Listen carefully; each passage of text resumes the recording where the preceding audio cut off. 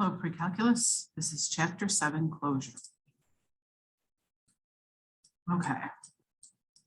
So let's start with 134. So I made this and then I didn't go back to the beginning. 134. Okay. So we're using the graph at the right to evaluate the following limits or values. So this function is k of x. Right here it says the limit of k of x approaches negative infinity. So as the x values get smaller and smaller and smaller, the question is what is happening to the y value. So the graph as they go to the left is going down, down, down, down, down. Where does it seem to be leveling off at?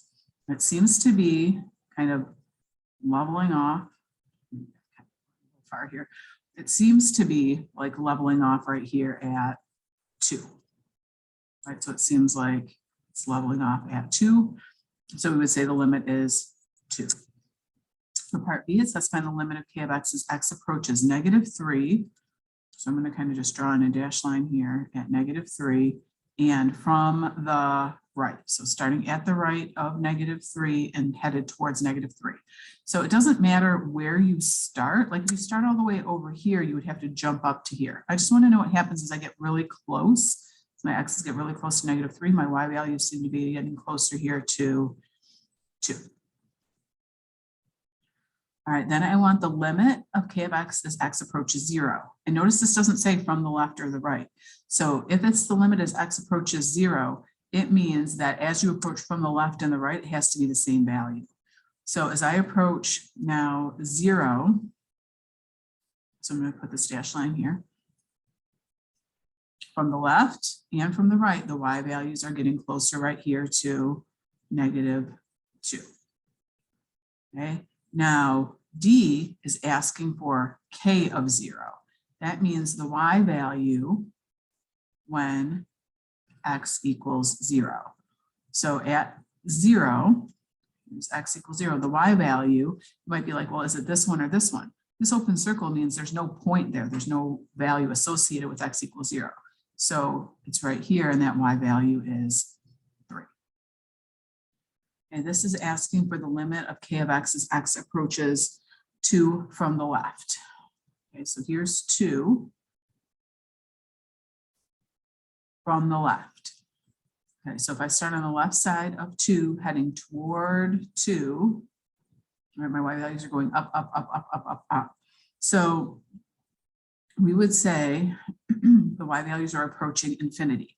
Now remember, your book will say something like the limit does not exist because you can't technically equal infinity, but they might say k of x approaches infinity. This is fine though, you can just leave it like this, but just so if you're checking in the book, you know. All right, and then this last one is the limit of k of x as x approaches infinity. So in part A, it was approaching negative infinity, now it's approaching infinity. So this is our end behavior. So as x is getting bigger, bigger, bigger, bigger, bigger, it seems like our y values are leveling off right here at -1. Okay, 135, it says evaluate the following limits by using a table or graphing function. So we could graph each of these, and I'll show you that in a second, but we also have the option to just substitute 2 in. The problem though is here, if I plug 2 in the bottom, 2 squared minus 2 times 2, that is 4 minus 4, it's 0. So we talked about this a little bit in class, that the other thing you could do is you could factor. So this would be x plus 6 times x minus 2, and the bottom would be x times x minus 2. And then when you cancel these, you're left with finding the limit as x approaches 2 of x plus 6 over x. And then if you substitute the x in, you would have 2 plus 6 over 2, which is 8 over 2, which is 4. Now, if we were to look at the graph of this, let me bring this over. Here's the graph. As we're approaching 2, here's 2 right here. As I'm approaching 2 from the left and the right, you can see my y values are getting closer to 4. Now on here, it's going to say at 2, it's going to say undefined because it'll give you 0 in the denominator, but from the left and the right, you're getting closer and closer to 4. So that's how you can see that graphically. Okay, this one right here there's no way that we could simplify anything. This is already basically factored, x minus 2 written out 3 times. We don't have anything that cancels. If we put 2 in here for x, we would get a 0 in the denominator.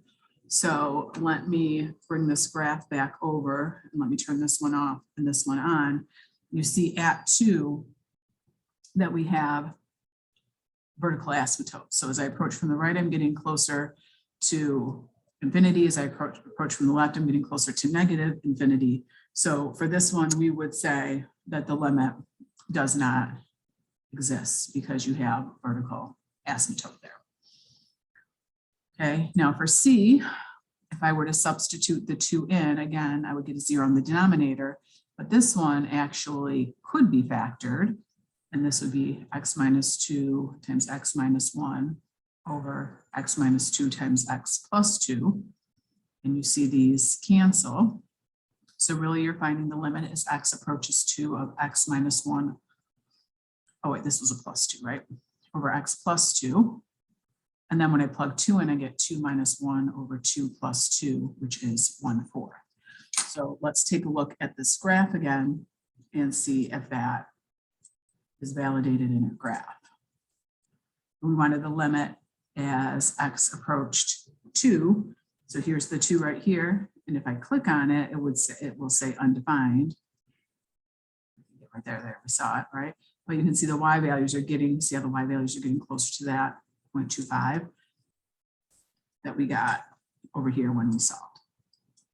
All right, moving on to 136. So it says the table shows below or over here shows the population of Australia for the given years. Enter the data on the right into a calculator, create a plot of the data, and find an equation to model the data. Now we would not test you on this part, okay, of the putting it into a calculator and getting the equation from it. So don't stress out about that. What we want to get is an equation that we can use to answer the rest of the questions. So in Desmos, turn this off, I have entered the data. Okay, to enter the data, all you need to do is click plus and then add a table, and then you can type all the data in. Okay, right now we can't see any of the data because look at these X values like 1970. So I can't see those X values. If I want to see my X values, what I can do is go to this gear right here, and it will change my graph settings if it would actually click on it. I really don't want to scroll all the way to 1970. There we go. I want my X's. Let's say I want to look at my X's from maybe 1950 to, I don't know, 2030. And my Y's go up to what, 20? I could scroll up to 20, or I could change my Y's to maybe go up to 30-ish. Oh, there it is. Okay, there's our data. It appears to be linear. Okay, so to get our equation, you may or may not remember this. I think once or twice we have we've done this where we've typed in a regression. What we're going to enter into our equation is y1. That gives us a y subscript 1. That's where my data is. It's in column x1, y1. And then that tilde, which means approximately equal to mx1 plus b, like y equals mx plus b. So into my next line here, y, and then the number 1, which will default it to a subscript. And you see the data up here as x of 1, y sub 1. The tilde is next to the number 1. You have to hit shift, then mx1, and then plus b. And you'll see here, see there's my line, it goes through the data. It gives me my m and my b. So it says my slope is about 0.22 and my b is negative 437.63. All right, so then when I go to write my equation, I would write y equals 0.22x minus 437.63.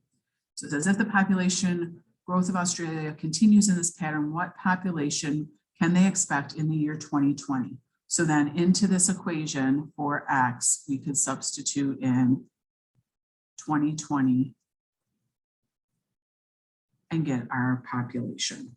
So the population is about 2,368,000-ish. All right, so then it says from the table, what was the average growth? So the growth, change in population compared to the change in time from 1970 to 1999. So we're looking from 1970 to 1999.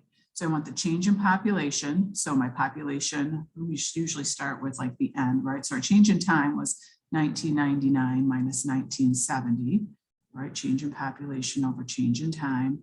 And then on top, we would have 18.94 minus 12.51. Right, and then we can go ahead and divide that, and we get 0.22 million people per year. Okay, so you see that's the same thing as your slope. Okay, it ended up, the exact number was like 221,724 people per year. All right, then D, it says, using your model, what will the average rate of change be between 1999 and 2020? So when it says using your model, it does not mean using your data, it means using your model. And based on my model, because it's linear, my rate of change is the slope, right? So if I'm using here 0.22, then that means 220,000 people per year. Okay, so that wanted you to use your model, not your actual data. And then it says here, between which 2 years is the average rate of change greatest? So to figure that out, what you would have to do is find, okay, what's the change from here to here? So like 1327 minus 12.1 over 1973 minus 1970. And then from here to here and here to here, and see which one ends up having the greatest rate of change. It ends up being between 1986 and 1987. We would not give you one where you need to basically figure out, what is that, 10 or 11 different rates of change to figure that out. But that is what you would have to do to figure out the answer in this case. All right, 137. So it says, given that equation L of x equals the log of x, calculate the average rate of change from x equals 4 to x equals 9. And then write an expression for the average rate of change from x equals 4 to any x value 4 plus h. Okay, so average rate of change, that's basically the slope. So to find the slope, it's the change in y, right? The change in y divided by the change in x. Okay, so my change in x is just 9 minus 4. My change in y is whatever the y value is for this. So whatever L of 4 is to whatever L of, I mean this to look like a minus sign here, just a mark, to whatever the L of 9 is. So L of 9 means put 9 in here for x. That means the log of 9 minus the log of 4.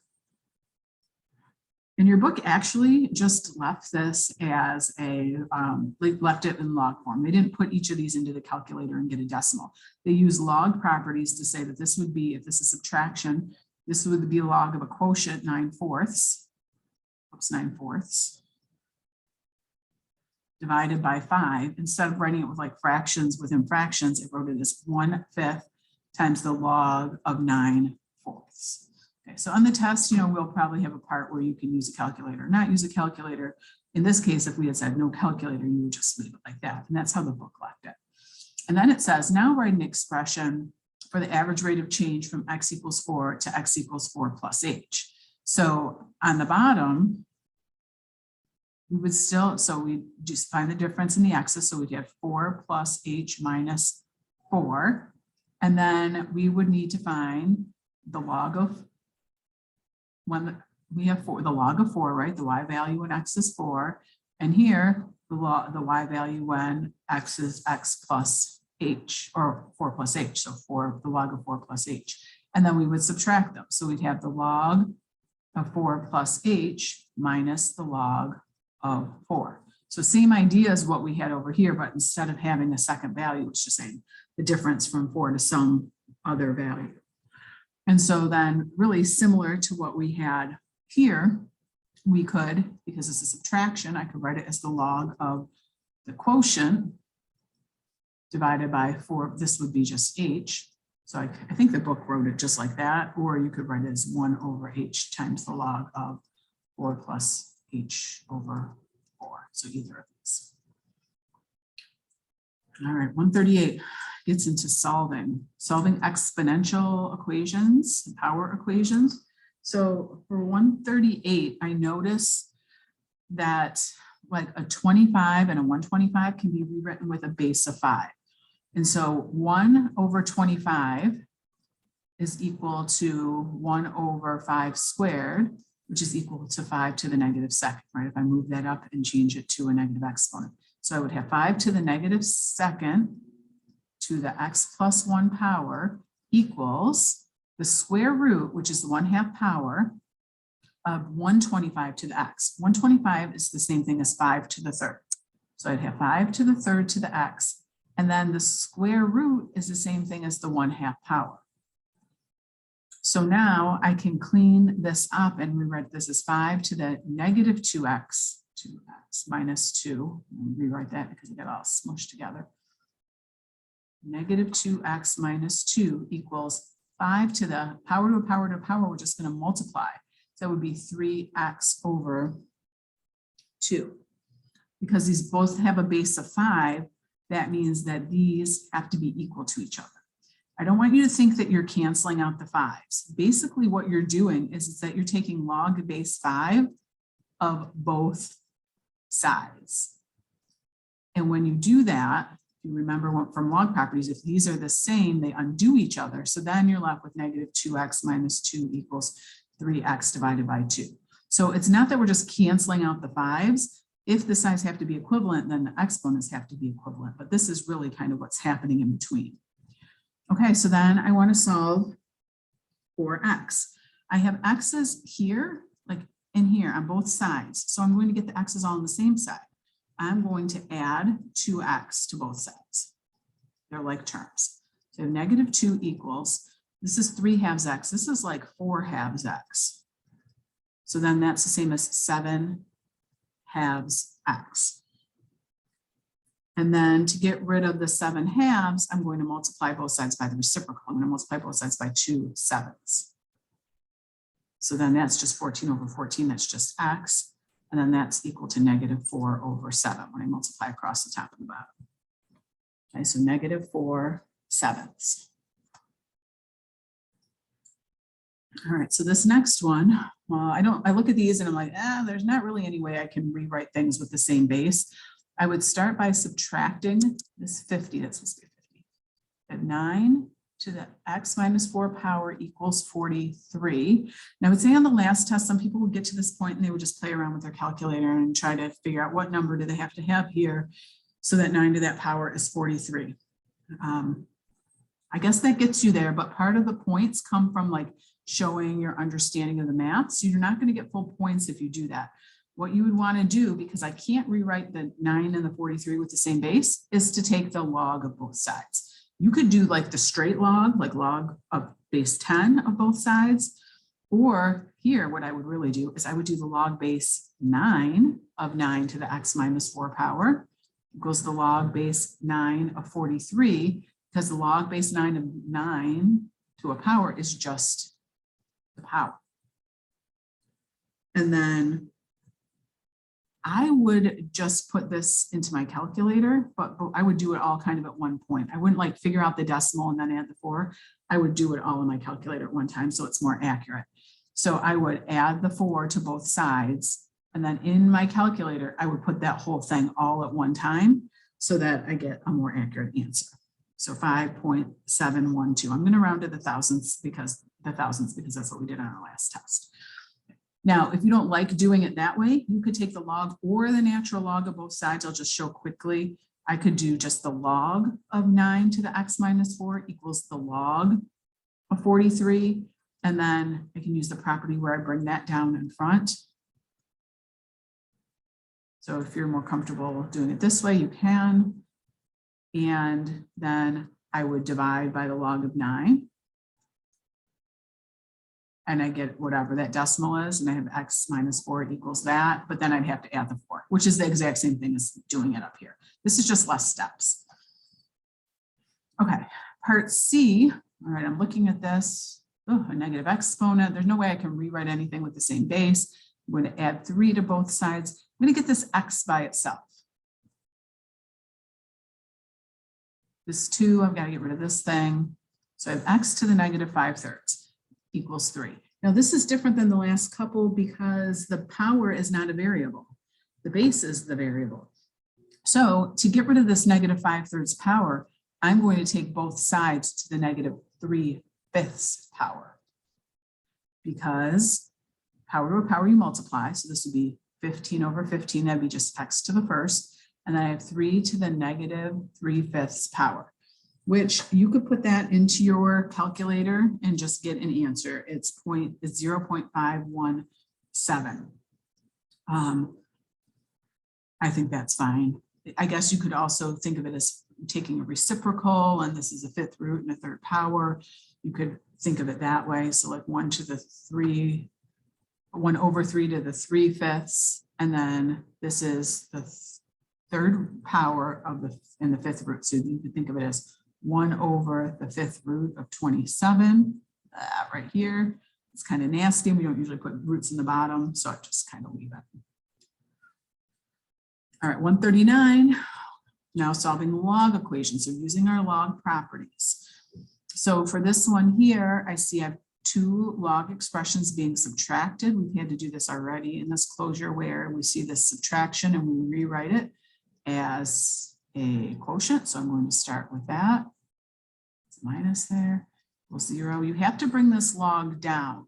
Now, if this had the log base 2 of 0, then you can get rid of the logs, but it doesn't. You have to bring the logs down. So now I would rewrite this in exponential form. So 2 to the 0 power equals 3x minus 4 over 4x minus 7. And then we would have to solve that. So anything to the 0 power is 1. Whoops. I'm getting ahead of myself here.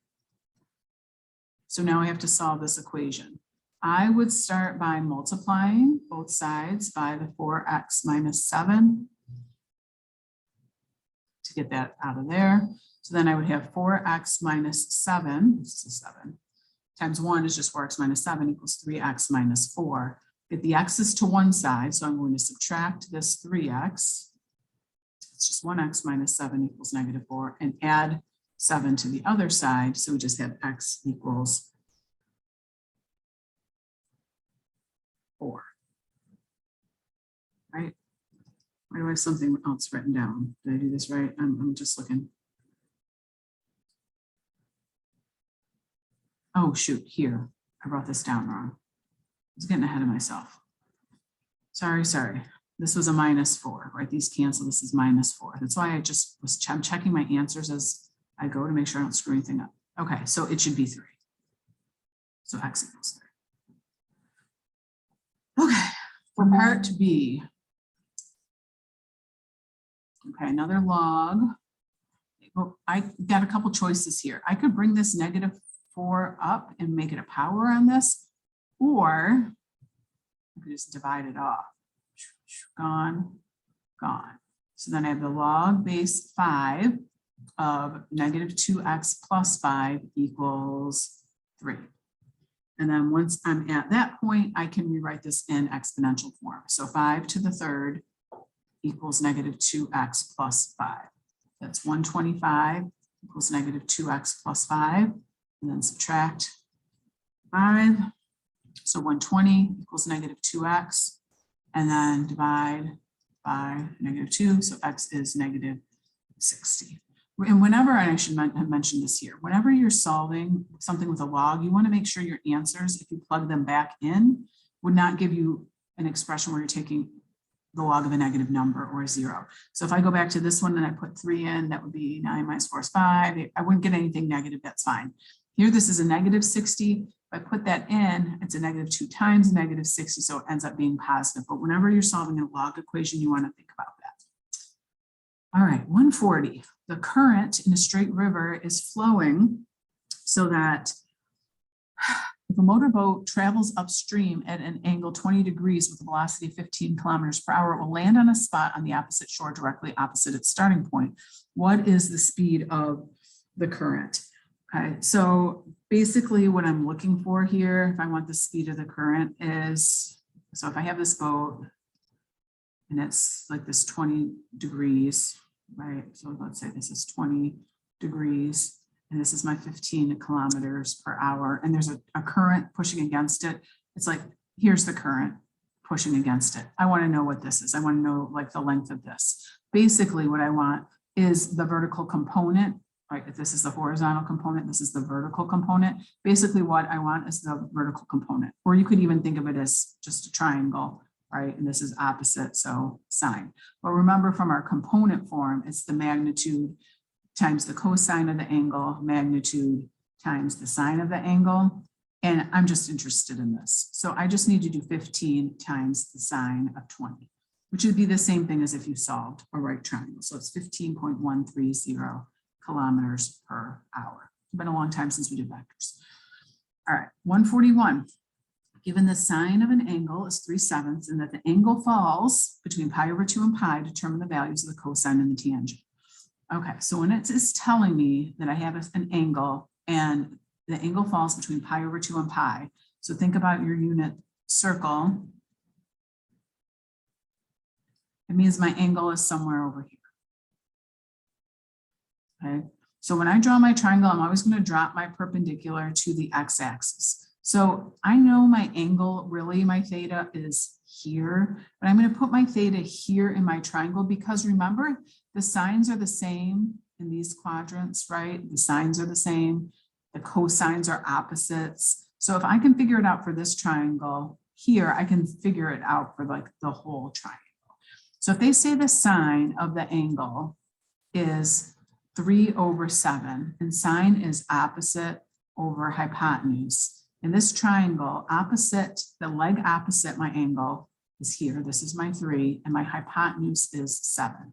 And what I want to know is the cosine of the angle, which is adjacent over adjacent, not add, adjacent over hypotenuse, and I want to know the tangent, which is opposite over adjacent.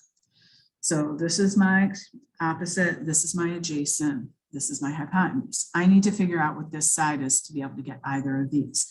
And so we can just set up a Pythagorean theorem. So like a squared plus 3 squared equals 7 squared.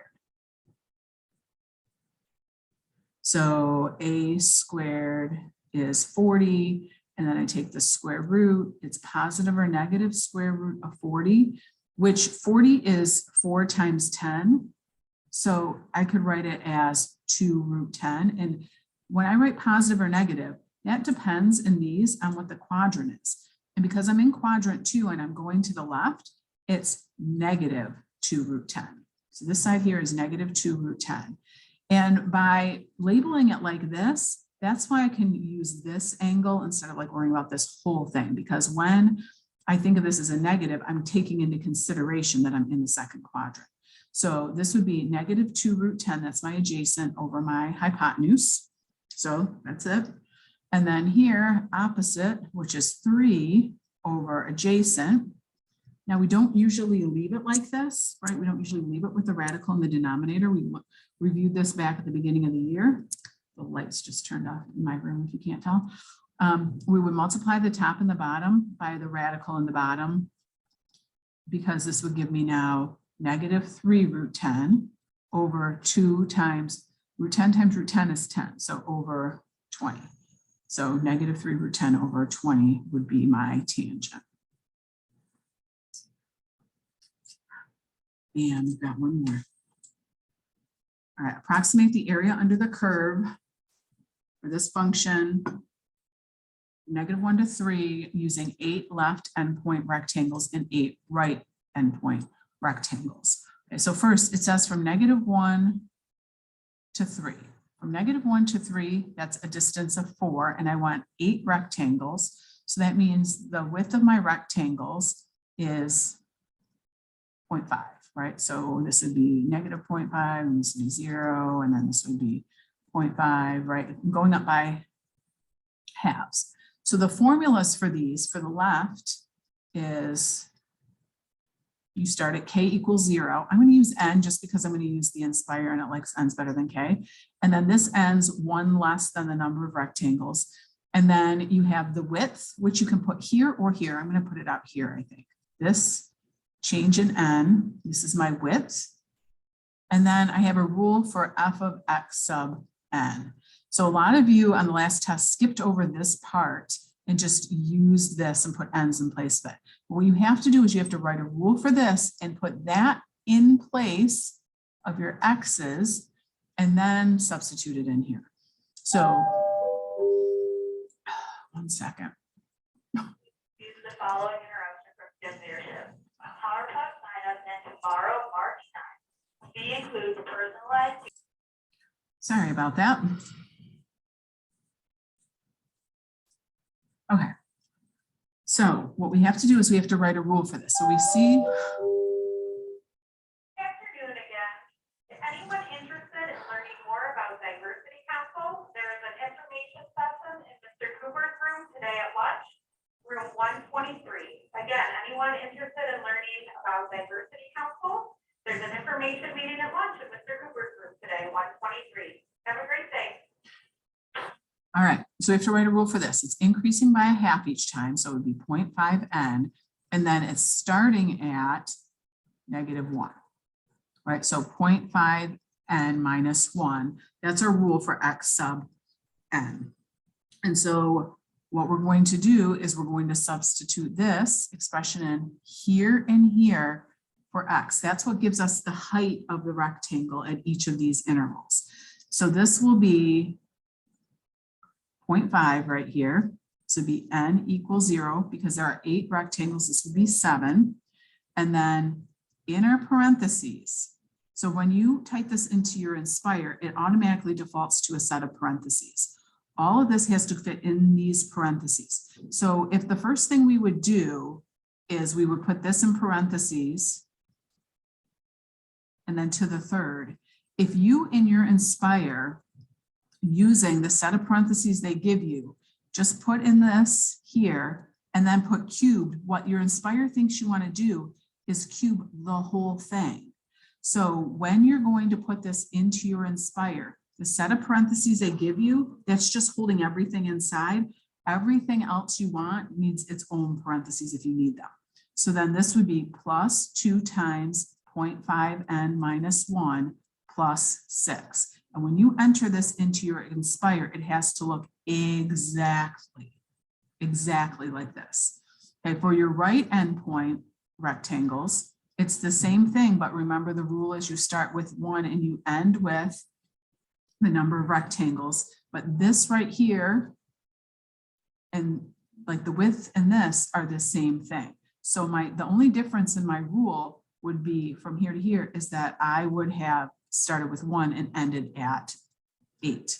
And so then again, you have the big set of parentheses and then within it, everything else stays the exact same. Okay, so let me show you in the Inspire. So again, you go to the little grouping symbol menu and here the sigma usually just pops up because it was like the last thing we did. And I just hit the tab key and it will just put you to the next cell. And then this was 7.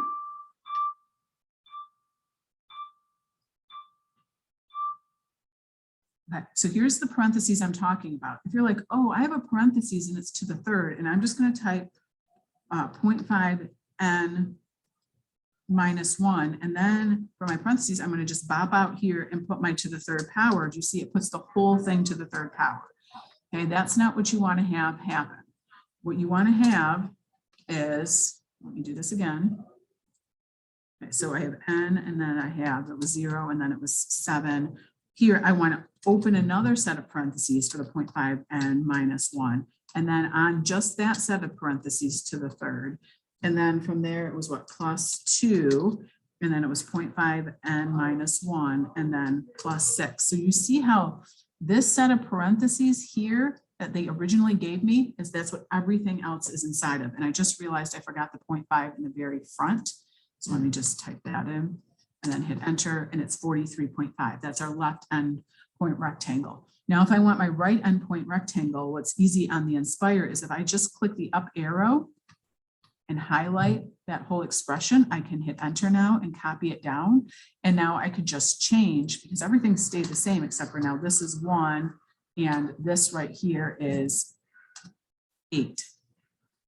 And so that one's 61.5. So remember, one of them is an underestimate, the other is an overestimate. But those are your two. So what do we have? We said 43.5 square units. And this was 61.5 square units. Okay, sorry for all the interruptions there at the end. I'm sure you could tell I was trying to get it done at the end of 4th hour.